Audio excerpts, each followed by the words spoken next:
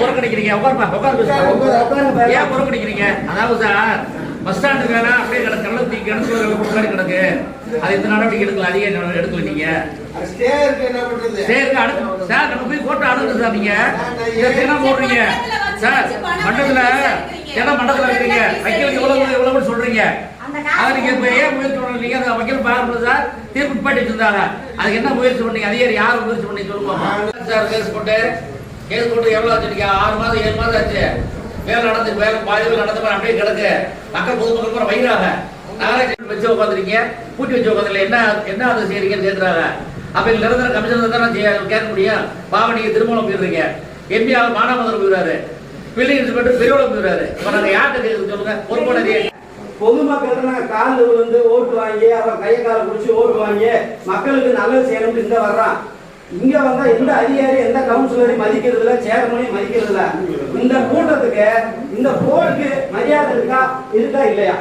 கவுன்சிலருக்கு போறான், மரியாதை இருக்கா இல்லையா? கவுன்சிலர் போருக்கு கட்டுப்பட்டதா கட்டுப்படலையா?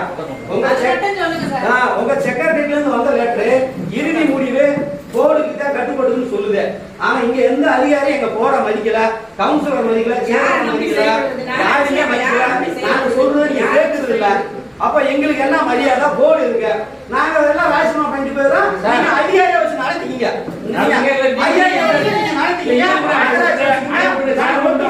ராஜினாமா பண்ணிட்டு போயிடுறோம். எங்களுக்கு முடிய சொல்லுங்க. நகராட்சியில எமர்ஜென்சி பீரியட் பலகாலம் ஒரு இடத்துல கம்பா உடைஞ்சு ஒரு இடத்துல தண்ணி நடக்குதுல யாரு சார் பாக்குறது? சார்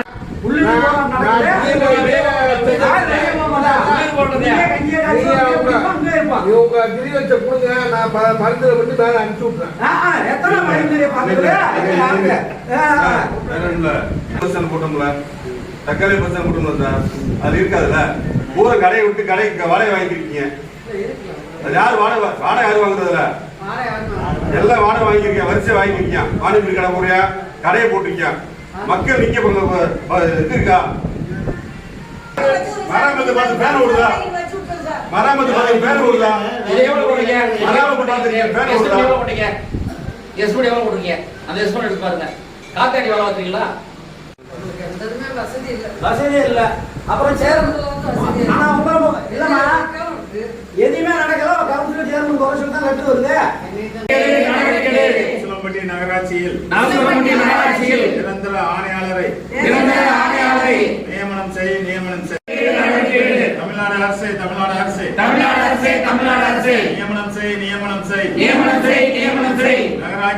நகராட்சிக்கு நிரந்தர கட்டிட ஆய்வாளரை நியமனம் செய்.